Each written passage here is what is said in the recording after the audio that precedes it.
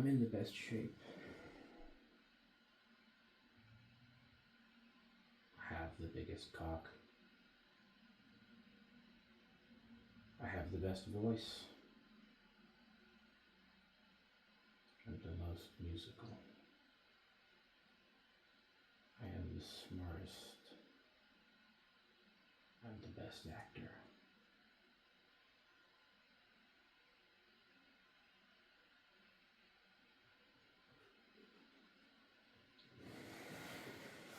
I'm tall. I'm flexible. I might as well be God. Do you hear that? I'm your fucking God.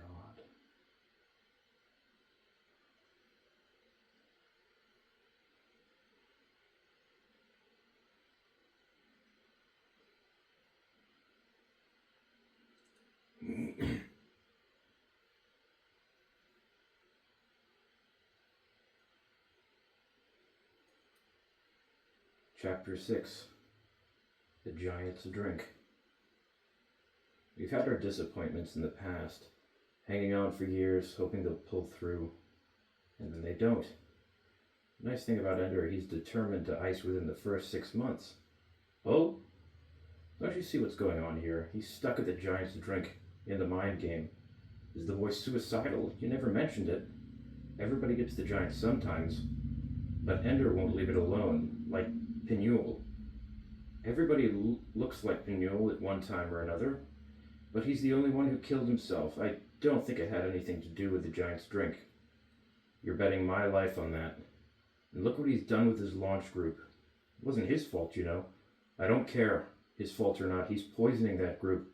They're supposed to bond, and right where he stands, there's a chasm a mile wide. I don't plan to leave him there very long anyway. Then you'd better plan again. That launch is sick, and he's the source of the disease. He stays till it's cured. I was the source of the disease. I was isolating him, and it worked. Give him time to see what he does with it. We don't have time. We don't have time to rush a kid ahead who has as much chance of being a monster as a military genius. Is that an order? The recorder's on. It's always on. Your ass is covered. Go to hell. If it's an order, then It's an order. Hold him where he is until we see now how he handles things in his launch group. Graf, you give me ulcers. You wouldn't have ulcers if you'd leave the school to me and take care of the fleet yourself. The fleet is looking for a battle commander. There's nothing to take care of until you get me that. They filed clumsily into the battle room, like children in a swimming pool for the first time, clinging to the handholds along the side. Null gravity was frightening, disorienting. They soon found that things went better if they didn't use their feet at all. Worse, the suits were confining. It was harder to make precise movements, since the suits bent just a bit slower, resisted a bit more than any clothing they had ever worn before. Ender gripped the handhold and flexed his knees. He noticed that along with the sluggishness, the suit had an amplifying effect on movement. It was hard to get them started, but the suit's legs kept moving, and strongly after his muscles had stopped. Give them a push this strong, and the suit pushes with twice the force. I'll be clumsy for a while. Better get started. So, still grasping the handhold, he pushed off strongly with his feet. Instantly he flipped around, his feet flying over his head, and landed flat on his back against the wall. The rebound was stronger, it seemed, and his hands tore loose from the handhold. He flew across the battle room, tumbling over and over. For a sickening moment, he tried to retain his old up-and-down orientation, his body attempting to right itself, searching for the gravity that wasn't there. Then he forced himself to change his view. He was hurtling toward a wall. That was down. And at once he had control of himself. He wasn't flying, he was falling. This was a dive. He could choose how he would hit the surface. I'm going too fast to catch a hold and stay, but I can soften the impact, can fly off at an angle if I roll when I hit and use my feet. It didn't work at all the way he had planned. He went off at an angle, but it was not the one he had predicted. Nor did he have time to consider. He hit another wall, this time too soon to have prepared for it. But quite accidentally, he discovered a way to use his feet to control the rebound angle. Now he was soaring across the room again, toward the other boys who still clung to the wall. This time he had slowed enough to be able to grip a rung. He was at a crazy angle in relation to the other boys, but once again his orientation had changed, and as far as he could tell, they were all lying on the floor, not hanging on a wall, and he was no more upside down than they were. "What are you trying to do? Kill yourself?" asked Shen. "Try it," Ender said. "The suit keeps you from hurting yourself, and you can control your bouncing with your legs, like this." He approximated the movement he had made. Shen shook his head. He wasn't trying to try any fool stunt like that. But one boy did take off, not as fast as Ender had, because he didn't begin with a flip, but fast enough. Ender didn't even have to see his face to know that it was Bernard. And right after him, Bernard's best friend, Eli. Ender watched them cross the huge room, Bernard struggling to orient himself to the direction he thought of as the floor. Eli surrendering to the movement and preparing to rebound from the wall. No wonder Bernard broke his arm in the shuttle, Ender thought. He tightens up when he's flying. He panics. Ender stored the information away for future reference. And another bit of information, too. Eli did not push off in the same direction as Bernard. He aimed for a corner of the room. Their paths diverged more and more as they flew, and where Bernard made a clumsy, crunching landing and bounce on his wall, Eli did a glancing triple bounce on 3 surfaces near the corner that left most of his speed and sent him flying off at a surprising angle. Eli shouted and whooped, and so did the boys watching him. Some of them forgot they were weightless and let go of the wall to clap their hands. Now they drifted lazily in many directions, waving their arms, trying to swim. Now that's a problem, thought Ender. What if you catch yourself drifting? There's no way to push off. He was tempted to set himself adrift and try to control the problem by trial and error, but he could see the others, their useless efforts at control, and he couldn't think of what he would do that they weren't already doing. Holding onto the floor with one hand, he fiddled idly with the toy gun that was attached to his suit in front, just below the shoulder.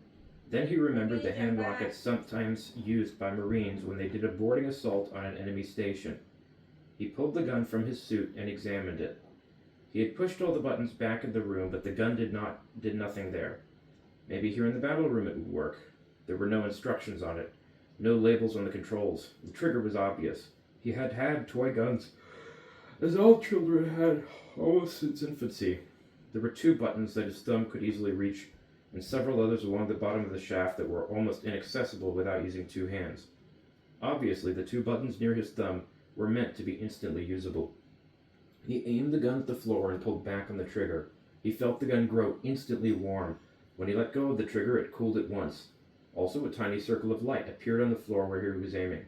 He thumbed the red button at the top of the gun and pulled the trigger again. Same thing. Then he pushed the white button. It gave a brief flash of light that illuminated a wide area, but not as intensely. The gun was quite cold when the button was pressed. The red button makes it like a laser, but it is not a laser, Dap had said, while the white button makes it a lamp. Neither will be much help when it comes to maneuvering. So everything depends on how you push off. The course you set when you start. It means we're going to have to get very good at controlling our launches and rebounds, or we're all going to end up floating around in the middle of nowhere. Ender looked around the room. A few of the boys were drifting close to walls now, flailing their arms to catch a handhold. Most were bumping into each other and laughing. Some were holding hands and going around in circles. Only a few, like Ender, were calmly holding onto the walls and watching. One of them he saw was Eli. He had ended up on another wall not too far from Ender. On impulse, Ender pushed off and moved quickly toward Eli. Once in the air, he wondered what he would say. Eli was Bernard's friend. What did Ender have to say to him? Still, there was no changing course now, so he watched straight ahead and practiced many tiny leg and hand movements to control which way he was facing as he drifted. Too late, he realized that he had aimed too well. He was not going to land near Eli, he was going to hit him. Here, snag my hand, Eli called. Ender held out his hand.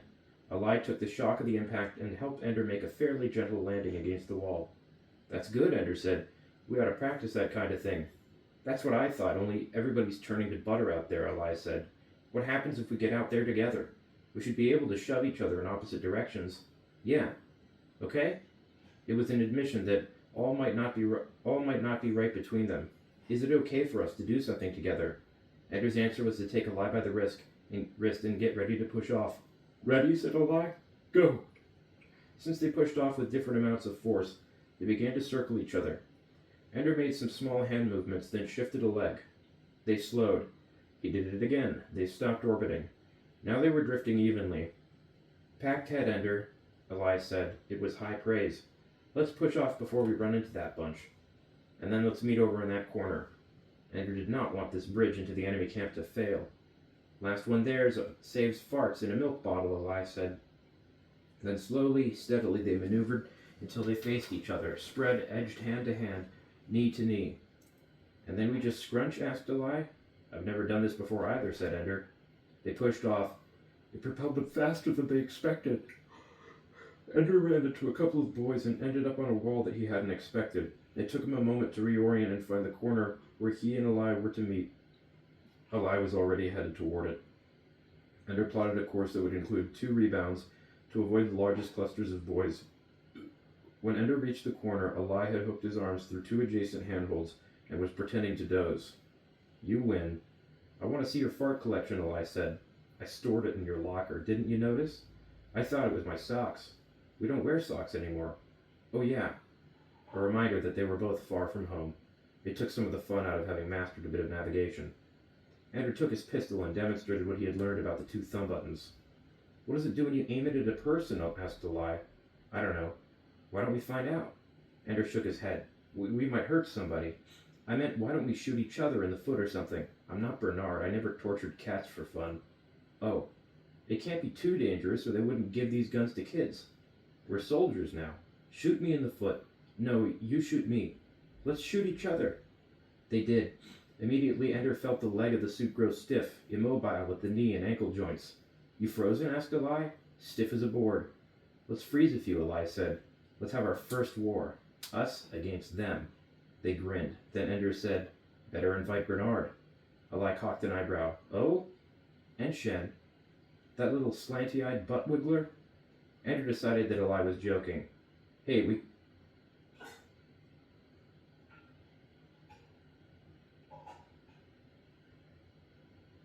I don't know what that... if that says that. Hey, we can't all be... winners? I don't know. Eli grinned. My grandpa would have killed you for that. My great-great-grandpa would have sold him first. Let's go get Bernard and Shen and freeze those bugger lovers. In 20 minutes, everyone in the room was frozen except Ender, Bernard, Shen, and Eli. The 4 of them sat there whooping and laughing until Dap came in. I see you learned how to use your equipment, he said. Then he did something to a control he held in his hand. Everybody drifted slowly toward the wall he was standing on. He went among the frozen boys, touching them and thawing their suits.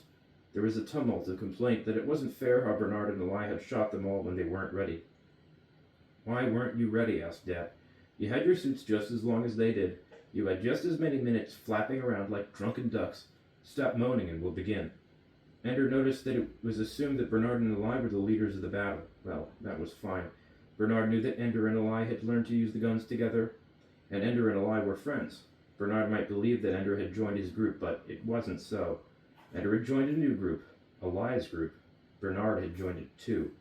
It wasn't obvious to everyone. Bernard still blustered and sent his cronies on errands, but Eli now moved freely through the whole room, and when Bernard was crazy, Eli could joke a little and calm him down. When it came time to choose their launch leader, Eli was the almost unanimous choice. Bernard soaked for a few days, and then he was fine, and everyone settled into the new pattern. The launch was no longer divided into Bernard's in-group and Ender's outcasts. Eli was the bridge. Ender sat on his bed with his desk on his knees. It was private study time, and Ender was doing free play. It was a shifting, crazy kind of game in which the school computer kept bringing up new things, building a maze that you could explore. You could go back to events that you liked, for a while. If you left them alone too long, they disappeared, and something else took its place. Sometimes funny things, sometimes exciting, and he had to be quick to stay alive. He had lots of deaths, but that was okay. Games were like that. You died a lot until you got the hang of it. His figure on the screen had started out as a little boy. For a while, it had changed into a bear. Now it was a large mouse, with long and delicate hands. He ran his finger under a lot of large items of furniture. He had played with the cat a lot, but now it was boring, too easy to dodge. He knew all the furniture. Not through the mouse hole this time, he told himself. I'm sick of the giant. It's a dumb game, and I can never win. Whatever I choose is wrong. but he went through the mouse hole anyway, and over the small bridge in the garden. He avoided the ducks and the dive-bombing mosquitoes. He had tried playing with them, but they were too easy, and if he played with the ducks too long, he turned into a fish, which he didn't like. Being a fish reminded him too much of being frozen in the battle room, his whole body rigid, waiting for the practice to end so Dak would thaw him. So as usual, he found himself going up to the rolling hills. The landslides began. At first he got caught again and again, crushed in an exaggerated blot of gore oozing out from under a rock pile. Now, though, he had mastered the skill of running up the slopes at an angle to avoid the crush, always seeking higher ground. And, as always, the landslides finally stopped being jungles of rock. The face of the hill broke open, and instead of shale, it was white bread, puffy, rising like dough as the crust broke away and fell. It was soft and spongy. His figure moved more slowly, and when he jumped down off the bread, he was standing on a table. Giant loaf of bread behind him, giant stick of butter beside him, and the giant himself leaning his chin in his hands, looking at him. Ender's figure was about as tall as the giant's head from chin to brow. "I think I'll bite your head off," said the giant, as he always did. This time, instead of running away or standing there, Ender walked his figure up to the giant's face and kicked him in the chin. The giant stuck out his tongue, and Ender fell to the ground. "How about a guessing game?" asked the giant. So it didn't make any difference. The giant only played the guessing game. Stupid computer. Millions of possible scenarios in its memory, and the giant could only play one stupid game. The giant, as always, set two huge shot glasses, as tall as Ender's knees, on the table in front of him. As always, the two were filled with different liquids. The computer was good enough that the liquids had never repeated, not that he could remember. This time one had a thick, creamy-looking liquid. The other hissed and foamed. "One is poison and one is not," said the giant. "Guess right, and I'll take you into fairyland." Guessing meant sticking his head into one of the glasses to drink. He never guessed right. Sometimes his head was dissolved. Sometimes he caught on fire. Sometimes he fell in and drowned. Sometimes he fell out, turned green, and rotted away. It was always ghastly, and the giant always laughed. Ender knew that whatever he chose, he would die. The game was rigged. On the first death, his figure would reappear on the giant's table to play again.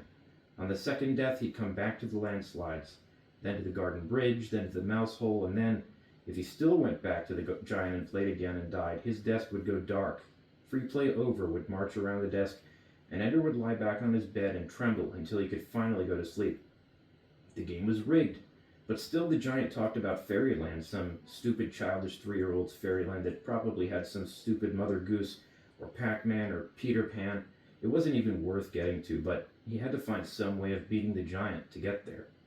He drank the creamy liquid. Immediately he began to inflate and rise like a balloon. The giant laughed. He was dead again. He played again, and this time the liquid set like concrete and held his head down while the giant cut him open along the spine, deboned him like a fish, and began to eat while his arms and legs quivered. He reappeared at the landslides and decided not to go. He even let the landslides cover him once. But even though he was sweating and he felt cold, with his next life, he went back up the hills, till then turned into bread, and stood on the giant's table as the shot glasses were set before him. He stared at the two liquids, one foaming, the other with waves in it like the sea. He tried to guess what kind of death each one held. Probably a fish will come out of the ocean one and eat me. The foamy one will probably asphyxiate me. I hate this game. It isn't fair. It's stupid. It's rotten. And instead of pushing his face into one of the liquids, he kicked one over, then the other, and dodged the giant's giant hands as the giant shouted, "Cheater! Cheater!" He jumped at the giant's face, clambered up his lip and nose, and began to dig in the giant's eye. The stuff came away like cottage cheese, and as the giant screamed, Ender's figure burrowed into the eye, climbed right in, burrowed in and in. The giant fell backward. The view shifted as he fell, and when the giant came to rest on the ground, there were intricate, lacy trees all around. A bat flew up and landed on the giant's nose. Ender brought his figure up out of the giant's eye. "How did you get here?" the bat asked. "Nobody ever comes here." Ender could not answer, of course, so he reached down, took a handful of the giant's eye stuff, and offered it to the bat. The bat took it and flew off, shouting as it went, "Welcome to Fairyland." He had made it. He ought to explore. He ought to climb down from the giant's face and see what he had finally achieved. Instead, he signed off, put his desk in his locker, stripped off his clothes, and pulled his blanket over him. He hadn't meant to kill the giant. This was supposed to be a game, not a choice between his own grisly death and an even worse murder. I'm a murderer even when I play. Peter would be proud of me.